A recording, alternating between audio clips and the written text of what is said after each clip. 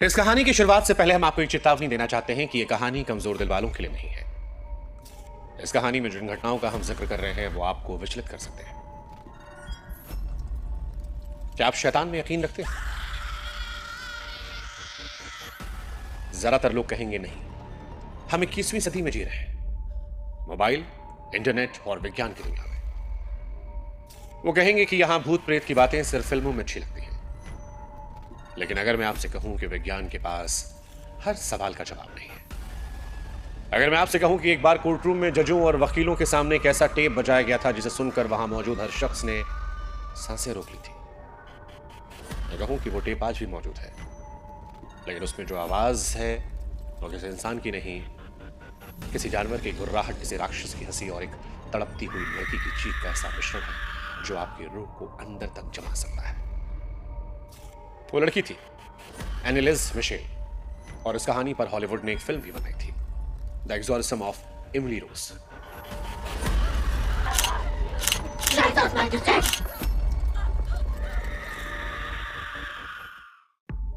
लेकिन जो फिल्म बनाई गई थी वो असलियत के सामने सिर्फ बच्चों की खेल थी। असली कहानी में कोई स्पेशल इफेक्ट्स नहीं थे।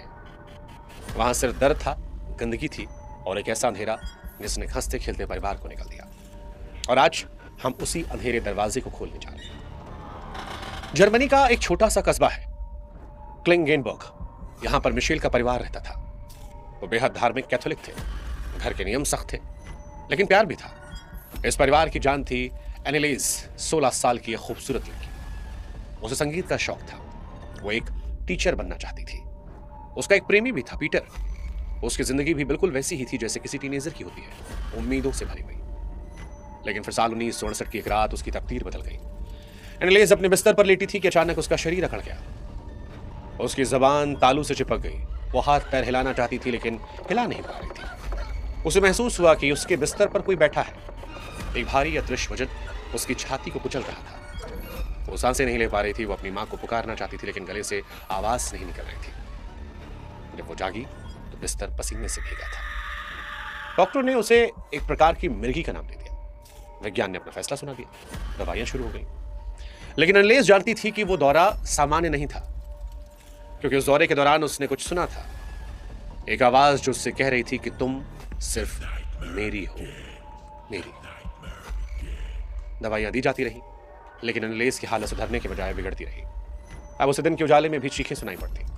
जब वो चर्च में प्रार्थना करने जाती तो उसे वहां शांति नहीं मिलती। उसे लगता कि जिस जमीन पर वो खड़ी है वो जल रही है। सबसे खौफनाक बात यह हुई जब उसने ईसा मसीह और वर्जिन मैरी की मूर्तियों की तरफ देखा। उसे उन मूर्तियों के चेहरे बदलते हुए दिखाई दे रहे थे। पवित्र मूर्तियों के चेहरे पिघलकर राक्षसी चेहरों में बदल गए जो उस पर दांत पीस रहे थे। उन कानों में लगातार आवाजें आती थी, तुम नर्क में सड़ोगी, भगवान मर चुका है, तुम शापित हो चुकी हो। डॉक्टर ने कहा कि ये सिजोफ्रेनिया है, मति भ्रम। दवाइयों का डोज जो था वो डबल कर दिया गया। एनिलीज को दिन में 20-20 गोलियां खिलाई जाने लगी। लेकिन उसके दिल के अंदर जो अंधेरा था वो दवाइयां नहीं रोक पा रही थी। वो अंधेरा बाहर आने के लिए तैयार था। 1974 आते आते एनिलीज का व्यवहार इंसानियत की हर हद को पार कर चुका था। उसके माता पिता अपने ही घर में एक अजनबी के साथ रह रहे थे। एक ऐसा अजनबी जिसने उसकी बेटी का शरीर पहन रखा था। उसके घर के अंदर का मंजर किसी नर्क से कम नहीं था।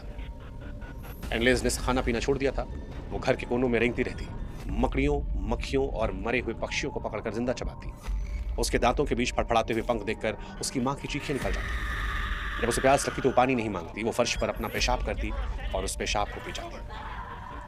वो कोयले के टुकड़ों को चबा रही थी। वो दुबली पतली हो गई थी लेकिन उसमें बैलों जैसी ताकत आ गई थी। उसने अपनी बहन को एक बार गुड़िया की तरह उठाकर फेंक दिया था। वो क्रूस और पवित्र पानी से नफरत करती थी। वो पादरियों पर थूकती थी, गालियां देती और घर की दीवारों को अपने नाखून से खरचती। वहां आने जाने वाले लोग बताते कि एनिलीज के कमरे में एक ऐसी सड़ांध आती है जैसे कोई लाश हफ्तों से पड़ी हो। ये पसीने या फिर गंदगी की बदबू नहीं थी, पादरी से नर्क की गंध कहते थे, एक जलती हुई दम घुटने वाली गंध। इसके बाद विज्ञान ने हाथ खड़े कर दिए। दवाइयां उसे ज़ॉम्बी बना रही थी लेकिन ठीक नहीं कर पा रही थी। आखिरकार परिवार ने चर्च की शरण ली।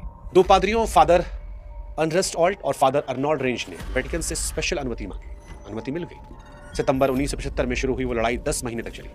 कुल 67 सेशन किए गए, हफ्ते में 2 बार 4 घंटे तक। एनिलीज को कुर्सी से बांधा था, प्रार्थना की जाती। इन सत्रों को टेप रिकॉर्डर पर रिकॉर्ड किया गया। ये टेप्स आज भी इस कहानी का सबसे बड़ा सबूत है। जब पादरी ने लैटिन भाषा में पूछा, कौन हो तुम, तो एनालिस के मुंह से आवाज नहीं निकली। फिर उसके गले से एक बहुत ही भारी, खुरदुरी और भयानक आवाज निकली। वो आवाज किसी मर्द की थी। उसने कहा, हम एक नहीं, हम बहुत हैं। एक एक करके 6 शैतानों ने पहचान बताया। सबसे पहले लूसीफर, खुद शैतानों का राजा, आवाज में घमंड, नफरत, केन बाइबल का वो पात्र जिसने अपने भाई को कत्ल किया। जुदास, ईसा मसीह को धोखा देने वाला। नीरो, वो रोमन बादशाह जिसने ईसाइयों को जिंदा जला दिया था। हिटलर, वैश्य तानाशाह, रिकॉर्डिंग में आवाज बहुत तेज और जर्मन लहजे में चिल्लाती। क्लेशमैन, 16वीं सदी का एक भ्रष्ट पादरी जिसे औरतों और शराब की लत थी। ये 6 अलग अलग व्यक्तित्व एनालिस के शरीर पर बारी बारी से कब्जा करते। वे आपस में बात करते, झगड़ते। एनालिस को पता नहीं होता कि क्या हो रहा है। जब हिटलर बोलता तो वो सेना की तरह आदेश देता, जब नीरो बोलता तो तड़पता था। इन सत्रों के दौरान एनालिस खुद को इतनी चोट पहुंचाती कि देखने वालों की रूह कांप जाती। उसने 600 बार घुटने के बल गिरने की कोशिश की। इतनी जोर से घुटनों की हड्डियां टूटने लगी, लिगामेंट्स फट गए, फिर भी वो रुकती नहीं। उसकी आंखें सूजकर बंद होती, दांत टूट चुके थे, चेहरा नीला पड़ चुका था। मई 1976 तक एनालिस का शरीर जवाब दे चुका था। वो चल नहीं सकती थी, उसे निमोनिया हो गया था। उसका वजन गिरकर सिर्फ 30 किलो रह गया था। डॉक्टर ने कहा जबरदस्ती खिलाना होगा, लेकिन एनालिस ने मना कर दिया। क्यों? क्योंकि एनालिस की डायरी में एक राज छिपा था। उसने लिखा था कि उसने सपने में वर्जिन मैरी के दर्शन किए थे। उसे एक विकल्प दिया गया था, तुम अभी मेरे साथ चलो, सारी पीड़ाएं खत्म हो जाएंगी, या तुम इन शैतानों को अपने शरीर में रहने दो, तुम्हें बहुत तड़पना होगा, तुम्हारी मौत भयानक होगी, लेकिन तुम्हारी पीड़ा दुनिया के लिए सबूत बन जाएगी कि शैतान सच में होते हैं, ताकि लोग पाप करना बंद कर दें। एनालिस ने दूसरा रास्ता चुना। उसने अपनी जान का सौदा किया दुनिया को विश्वास दिलाने के लिए। 30 जून 1976, आखिरी रात वो बिस्तर पर पड़ी थी, कमजोर, टूटी हुई। उसने अपनी मां की तरफ देखा। उसी वक्त उसके अंदर कोई शैतान नहीं था, सिर्फ एक डरी हुई बेटी। उसने कांपते हुए होठों से अपनी मां से आखिरी शब्द कहे, मां, कृपया मेरा हाथ थाम लो, मैं डरी हुई हूं। यही उसके आखिरी शब्द थे। अगली सुबह 1 जुलाई 1976 को जब सूरज की पहली किरण कमरे में आई तो एनालिस हमेशा की सो गई थी। पिंजरा टूट गया था, पंछी आजाद हो गया था। लेकिन कहानी एनालिस की मौत पर खत्म नहीं होती। असली तमाशा तो अब शुरू हुआ। जर्मनी की सरकार हिल गई। 20वीं सदी के आधुनिक जर्मनी में एक लड़की झाड़ फूंक के कारण मर गई। पुलिस ने एनालिस के बूढ़े माता पिता और दोनों पादरियों को गिरफ्तार कर लिया। उन पर लापरवाही से हत्या का आरोप लगाया। 1978 में मुकदमा शुरू हुआ। इसे द ट्रायल ऑफ सेंचुरी कहा गया। एक तरफ मेडिकल साइंस, दूसरी तरफ आस्था। सरकारी वकीलों ने कहा यह हत्या है। एनालिस को मिर्गी और मानसिक रोग था। अगर पादरी उसे अस्पताल ले जाते, उसे नली से खाना खिलाते तो वो जिंदा होती। उसे धर्म के नाम पर भूखा मार दिया। बचाव पक्ष के पास अपनी बेगुनाही साबित करने के लिए कोई गवाह नहीं था। उनके पास सिर्फ एक चीज थी, वो टेप्स। अदालत में सन्नाटा था। पादरी ने टेप रिकॉर्डर का बटन दबाया। अचानक कोर्टरूम की दीवारों के बीच एनालिस की भयानक, अमानवीय, गुर्राती हुई आवाज गूंज उठी, आई एम लूसीफर। जज, जूरी, पत्रकार, सबके चेहरे सफेद पड़ गए। वहां मौजूद लोग बताते हैं कि उस आवाज में इतनी नफरत और ठंडक थी कि एसी में ठंड में लोगों के पसीने आ गए। सवाल था, एक लड़की जिसका वजन 30 किलो है, जो मरने कगार पर है, जिसके फेफड़े खराब हो चुके हैं, जो गले से 2 मर्दों की आवाज एक साथ निकाल रही, कैसे संभव है? विज्ञान के पास इसका कोई जवाब नहीं था। फिर भी कानून भावनाओं के आधार पर नहीं चलता। कोर्ट ने पादरी और माता पिता को दोषी माना। 6 महीने जेल की सजा दी गई। कोर्ट ने कहा हम शैतान को साबित नहीं कर सकते, लेकिन हम लापरवाही को साबित कर सकते हैं। एनालिस विशल की कब्र आज भी जर्मनी में है। एक लकड़ी का क्रॉस लगा है जिस पर लिखा है, वो आत्मा जो ईश्वर के लिए तड़पी। आज 50 साल बाद भी ये केस एक रहस्य है। न्यूरोलॉजिस्ट कहते हैं कि ये एपिलेप्सी थी। मनोवैज्ञानिक कहते हैं धार्मिक उन्माद। लेकिन जिन्होंने उस कमरे की ठंडक महसूस की, उन टेप्स को सुना, एनालिस की आंखों में उस अंधेरे को देखा, वो कुछ और जानते हैं। एनालिस ने अपनी डायरी में लिखा था, मैं मर रही हूं ताकि तुम विश्वास कर सको।